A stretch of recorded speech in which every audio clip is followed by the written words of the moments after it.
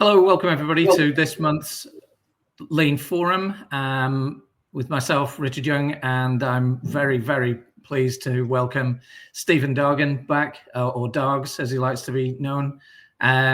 He's co-written a book called Leading Excellence, and he's joined us today to talk about a few of his thoughts about some of the things that are written within the book. He's going to share a few top-line commentaries on some of the themes in the book. And give us the opportunity to ask a few questions. So we'll try and keep it fresh, and with fresh in mind, I'll hand over to you, Steve.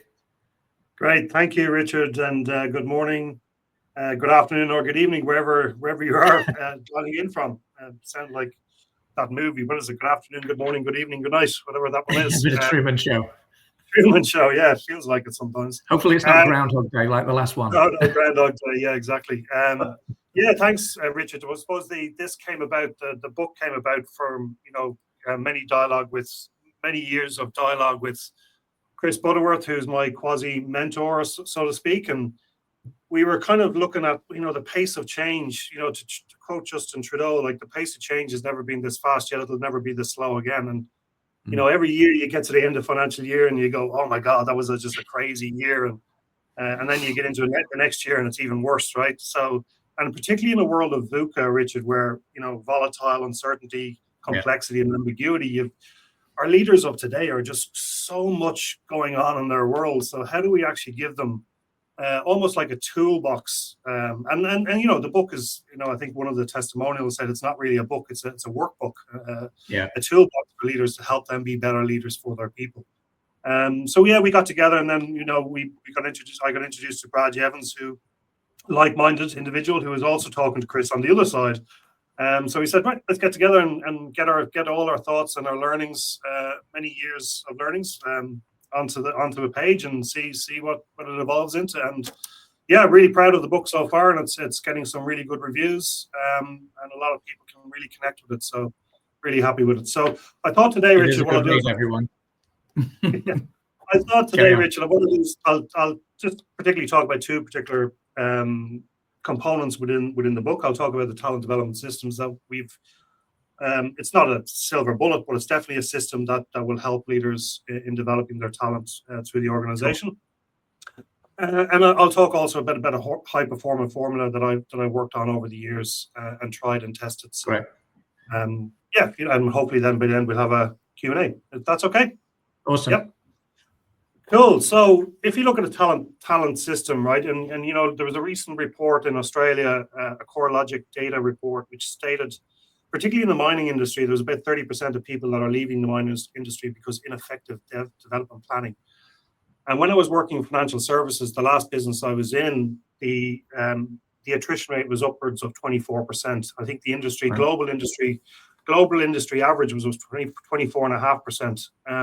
So I was right at the top of the attrition rate. So I started to look at, well, how do we start to really build our talent from ground up and start to really create career pathways for individuals? So, back to the Shingo principle of respect every individual, and how do you really create, really get every individual in your organization that has the infinite capacity to appreciate and value? So how do we actually get them and start to nurture them and grow them to the best that they can be?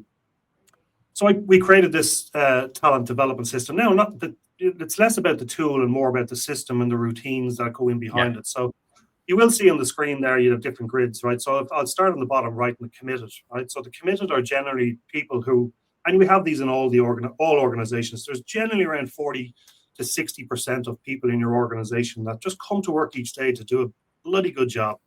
They're not necessarily interested in development, right? But we tend to forget about these people, Richard. We kind of they're your rocks, but yet we don't think about them too much. Yeah, they're pillars, right? You can't do without them. So I don't call them development plans. I call them engagement plans. So as a routine, and I recommend you do this routine as a leadership group, a minimum every 3 months, right? And I'll talk you through the system as we go. But you'd be challenging each other around the table going, like Paul in that committed box, he's there 30 years in the organization. What do we need to do to keep him engaged? How do we use his talent? Do we use him as a mentor for younger people coming through, or do we give them pet projects or whatever? So we create an engagement plan for those people. Then you move towards the left, you have a need of change of role, right? Need of change of role are, we have these as well, right? People who've been in the role far too long, right? They're in there 7, 8 Yeah. years, 10 years in the same role, and they just become a bit stale. And and maybe a change of role into something else might actually reignite that passion again for them. So as a leadership group, you're talking about, well, what will reignite Kylie? Kylie is really good behaviors, really good values. We just need to give her something that's going to light that spark again in Kylie. So we move her into a role that's going to do that, obviously with her permission. That's of course. Broke it down underneath that then is purpose is not aligned. Now, this is quite important. Very rare that you will see it in organizations where the individual purpose is not aligned to the organization's purpose. And an example, and a very flippant example might be somebody in the mining industry who's an eco warrior and an environmentalist who doesn't agree with digging dirt out of the ground, right? Well, you're never really going to ever get that person firing in all cylinders. So maybe the idea is to use the coaching hat to coach them into an organization or into a role in a different organization that fulfills their purpose. Because when you get personal purpose, when a leader connects personal purpose with the organizational purpose, you will start to get ideation and creativity engagements levels that you've never seen before. So that's one of the fundamental roles of a leader, is to get that connection. And if that's not there, well, then probably they're best off in another organization that's going to fill that. So that's the discussion at the table. Then you have the values or performance not aligned. Now, this generally, people's performance is generally driven by something going on, and I'll talk a bit about that in the formula. But if the leader can't get them moving, right, well, then the conversation is to manage them, coach them, manage them out of the organization. And we often see a leader manage them to another leader in the organization. That's not what you do. If they're not the right person for the organization, they don't meet the company values or code of conduct, well, then they need to move out of the organization, not necessarily to another team. Then you've got your new to role bucket, who generally, they're in there 12 months, 18 months. We just haven't seen enough demonstration of a capability and mindsets and behaviors in that particular role. Then you move up to the top left quadrant. You've got your tier 3. These are your high performing talent. So they will start to get a level of development conversations going around what do we need to do to keep these moving, keep these people high performing, and give them a level of development that's going to move them to the next stage. Moving to the right, then you have tier 2, generally people who are your up and coming superstars, generally ready for promotion in the next 24 months. And then you've got your tier 1 talent who are ready for promotion in the next 12 months. So they're your 2 ICs, so to speak. So if for argument's sake, you look at that grid, and I've got Sam B on the top left-hand side. If I'm doing this routine every quarter or every 6 months as a leadership group, I should see Sam B moving on that grid more towards the tier 2 grid. Does that make sense? So if you're looking and if you put your four quarters on a wall, you'll see people moving through the grid, right? And if they're not moving, the question should be, well, what actions have we got in place? Because the actions are not driving the right intent. Does that make sense? So it really challenges the leaders to, sorry, go on. I was just going to say, I like the idea of this as a grid to talk to, and it just makes me think about a few things that you need to have at least locked in place to enable this. So you need to have quite clear career pathways in terms of roles and development in the organization, and a really good performance system to ensure that the reviews actually happen following the leadership review of this. Correct. And the litmus test is if people are not moving through that grid, well, then something is going wrong in the system. The system is not working as intended. So as a leadership group, you go back and say, right, are the actions we have for our people the right actions or not? Clearly they're not if they're not moving. So it's a really effective system. And, as a consequence out of this, we often see, diversity targets or women leadership targets in companies these days, which is great, right? We have to have diversity. But sometimes organizations fulfill the metric, right? And therefore, they don't necessarily set people up for success or have the right people in the right roles, which then can impact productivity or performance. Yes. But as a consequence, if you actually develop a system in 3 to 5 years' time, women in leadership or diversity metrics or indigenous will be a moot point. As a consequence, in the financial services, I ended up with 65% women in leadership not because of the metric, but because of this system. Yeah, absolutely. You're identifying talent as opposed to fulfilling a metric or trying to force the pendulum to swing too far the wrong way too quickly. Because people are smart and they can spot when things are just a deliberate political move. So it damages credibility, which also doesn't help in the long run. It just slows things down in terms of diversity. So seen a bit of that.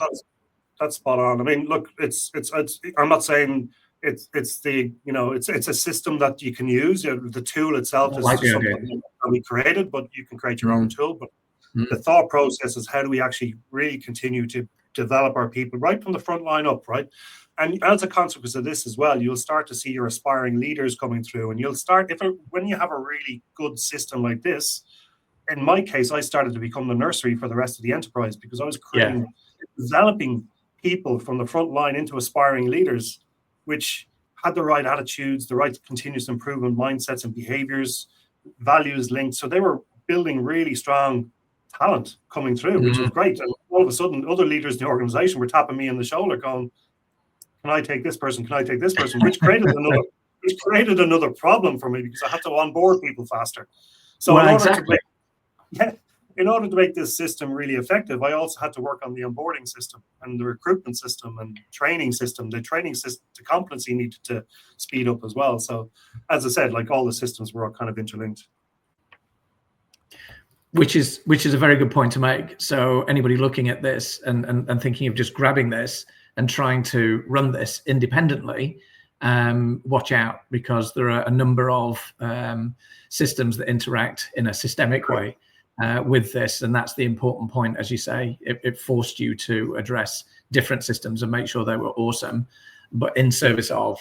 And that's one of the biggest kind of, not failures, but kind of oversights by leaders these days, is they work on one system and forget about all the other systems that you need to enable a sustainability, like the recognition system, the communication, the change system, leader standard work. And, your leader standard work has to change to adopt this.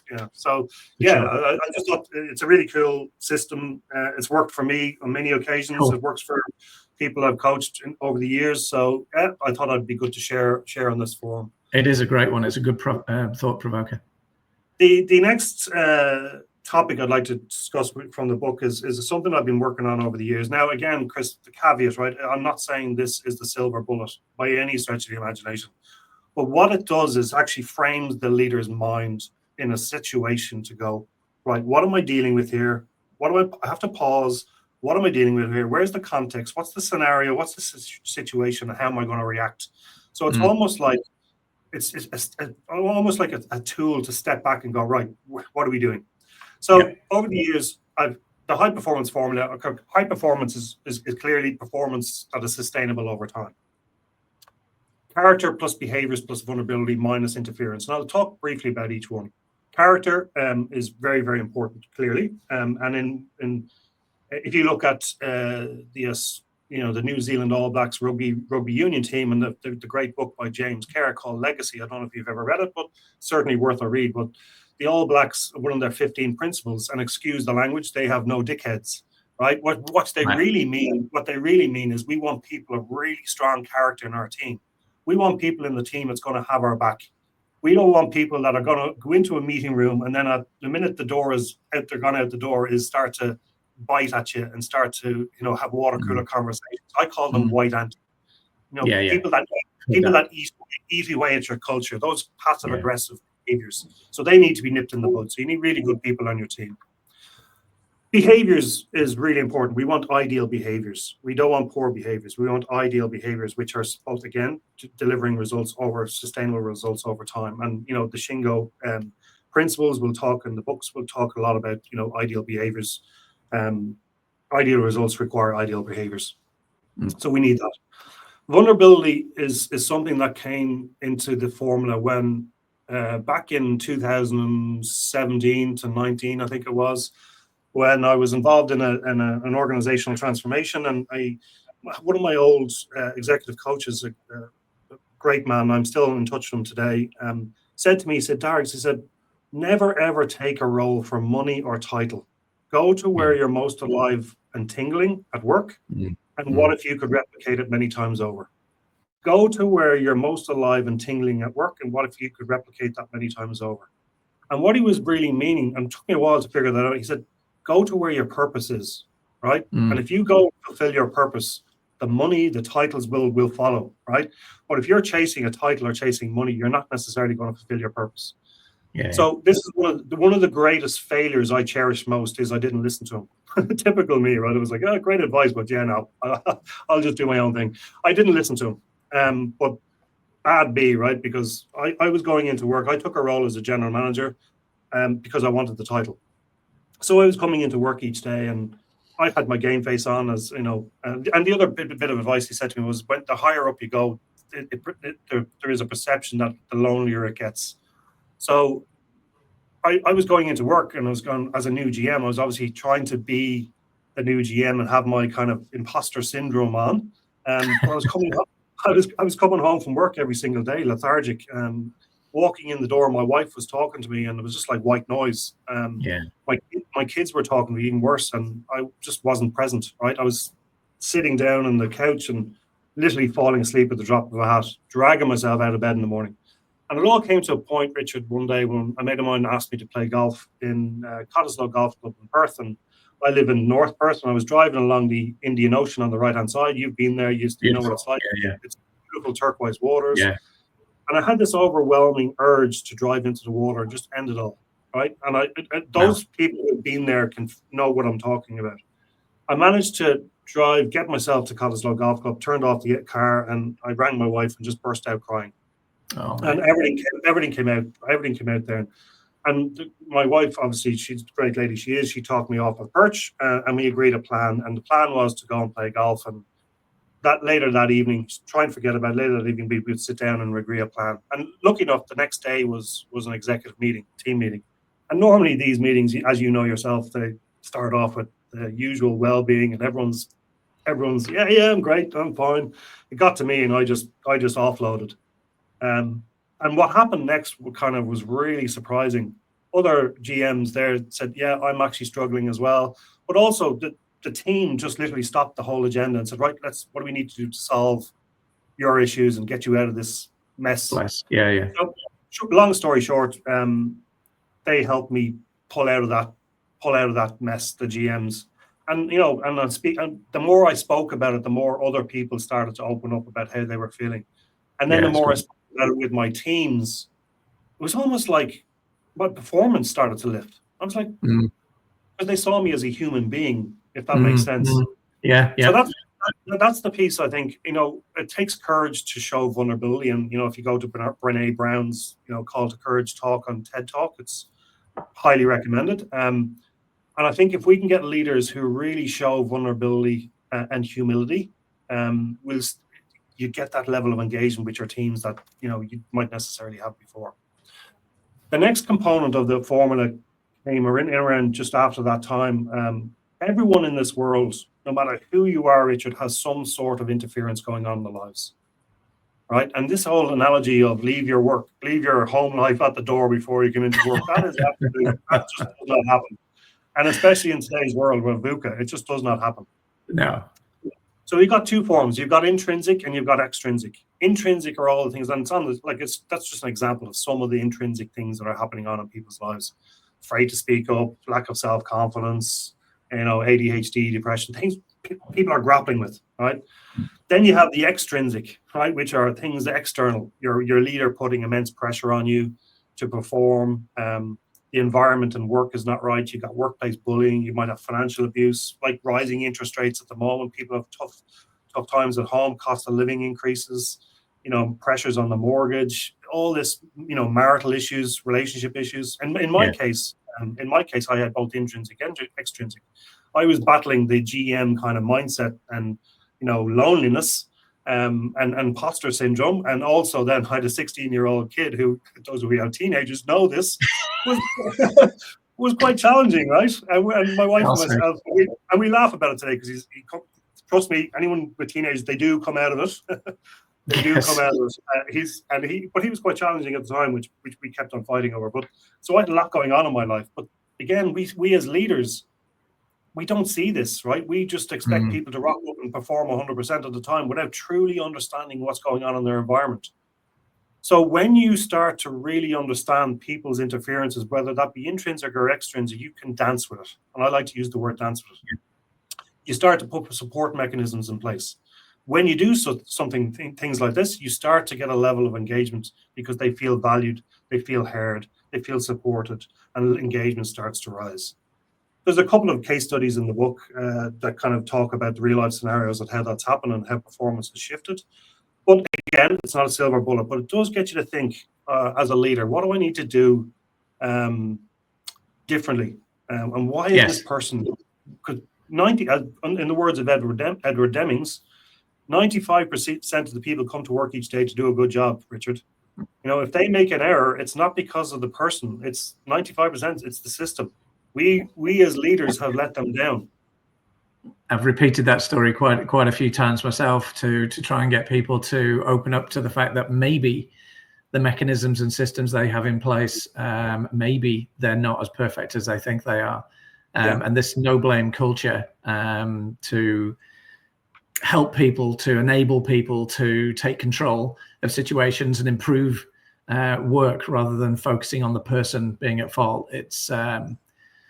It's a discussion that I have frequently, and it does take a while for people to absorb, digest, think that through, amongst quite a few of the things that you spoke to. I do think your example on vulnerability, I mean, thank you for sharing it, is extremely powerful. And I think a lot of people play the game of I'm invulnerable and impervious to everyday life, and wear that sort of that crazy superhero solid steel suit. And in different organizations, you can see that's sometimes very hard for leaders to accommodate being vulnerable, because it actually seems like it's a weakness and therefore they're going to be subject to attack. But actually, I think it's a superhero strength. It is a superpower, definitely an absolute superpower. But again, to your point, leaders don't really, I think they're just afraid of facing into it in case they let the armor down, as you say, which is a challenge. But again, when you start to coach leaders, and the start of it is being vulnerable yourself and showing yourself that, and when other people, leaders, see that, then they start to open up, which is good. But it then creates a really good environment in the organization. It creates a place of psychological safety, high levels of trust and respect. And trust and respect, with humility, gets the whole energy, going across the organization. People come to work each day, not just to give you their hands; they give you their hearts and minds as well. There's a piece of the formula that, if you don't mind, I'll ask a couple of questions on. Behaviors I get, and the vulnerability I get, the interference I'm starting to understand based on the model you put there. What about character? Yeah, character came into it when I took over a business in the financial services center.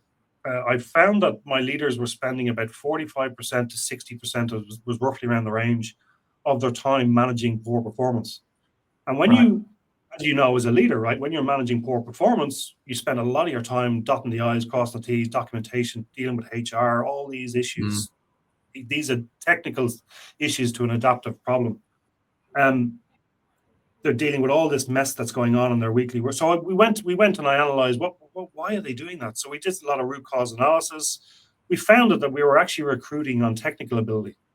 Right, so we were filling bums on seats quickly enough, as fast as possible, to hit our production numbers, rather than actually standing back going, no, hang on a second, we could potentially, we were bringing in the wrong people with the wrong mindsets and behaviors, people who knew how to navigate the system, right, and not necessarily aligned to your company values. So we literally worked with our talent teams, and we stripped away the existing, and we created a new recruitment system, which was just purely based around behaviors and character. So the assessment centers were all based around character and behaviors. It took a while for the leaders to work through all that, those poor performance, but over time, we were started to create better behaviors. Obviously, my training system needed to improve as well, because we had to lift capability a lot more, because we were taking people on that didn't have the technical ability. And because we were working on that system so much, we actually, our time to competency, believe it or not, reduced from 8 weeks to 2 weeks. You would think the opposite, but we made a really strong system, and we had massive focus in on how do we be more effective with our training system. So all these type of things, and obviously then the engagement levels went up. Unplanned sick leave went from, I think, 18% down to 3 or 4%. Wow. Because of the development system that we created, but also the onboarding system. The leader standard work had to change. So as a leader, as a general manager, or at the time, like I had to meet, I wanted to meet every single new starter. And so in a classroom format, I would talk about the culture of the organization that they're coming into. More importantly, I spoke about the career pathways, right? We actually mapped all the career pathways, and I think there was about 240 different career pathways in the organization. And we created a really cool London tube map of all the different pathways. Just a visual, right, to describe this is where you can go. You're no longer an entry-level role. You have the potential to go all these ways, and it's our roles as leaders is to help you get there. You obviously have your own accountability for your own development, but we will support you to go these directions. When you had that conversation, obviously you talked about your culture and what you expect in the continuous improvement environment that they're walking into, and that they have the ability to change the status quo and challenge the standards. But when you really talk to them about their pathways, you could see all their eyes light up in the room. So they were no longer an entry-level role. They could see their potential. It was remarkable. That's fantastic. I think most people would say that even if they have some aspirations, and they think that some roles that they can see might be good ones, they've got no idea how to get there. No, they don't. And that's where they need that. Yeah, that's where they need that guidance and support. And how do we use that hat and teach and coach hat and talk about the different hats in the book? So I'm conscious of time and the fact that you've already laid out two big hitting items there. I love this model, and I've almost completely forgotten about the talent development thing that you talked about earlier on. But I love the idea that leadership vulnerability is effectively directly proportional to the performance of the business, and it's all about the team and the engagement with the team, and the team seeing you as a real person. And then when you sprinkle into there this idea that we can almost entirely recruit for behavior and almost beliefs, what the principles are and the values are of a person coming to the organization. I did hear of another one that I can't mention who recruited an entire business organization based on exactly the same thing. So I know that is something worth considering. So anybody tuning into the video, certainly have a read of the book, but look outside and you'll find that people are starting to do this more and more as well. So I think it's a very valid thing to throw in there. And this idea of interference and having leaders really engage, I love the sound of that. So I think given time's wrapping up for you, any final points or moments of inspiration to leave us with? Oh, look, I think leaders have lost, not all leaders, some leaders have lost what their roles are really about, right? A leader's role has the profound impact to impact the lives, not just of their people, but the lives of their family, their partners, their spouses, their kids, their friends, because the way a leader reacts or treats their staff has an impact on their mental well-being and the way they go home to work, home to their personal lives every single day. So I think it's a privilege and an honor to be a leader, and to have that kind of ability to impact the lives of many for the positive. And if you can look at it that way, is how do you? And I know I often say this to leadership teams, Richard. Your people deserve better leaders. And they kind of sometimes they go, "Whoa, what do you mean I'm not a good leader?" And no, I'm not saying you're a bad leader. I'm saying what I want you to think of is, how do I be a better leader today or tomorrow for my people? How do I continually think to make myself better, so I show up for my people and I support my people in a better way every single day? And if we can get every single leader doing that, we will have performances going through the roof sustainably. That's a brilliant point. A really nice way to wrap up this particular episode. Look, Steve, thanks very much for your time, and thanks for sharing a few of the elements within the book. I know there are many available from all good bookstores, but I particularly love the story around the vulnerability, and I'm sure we'll share a beer and talk about that some more when I'm next over in WA. So, mate, thanks very much, and look forward to seeing you again soon. Thanks, Richard. Thanks for having me on.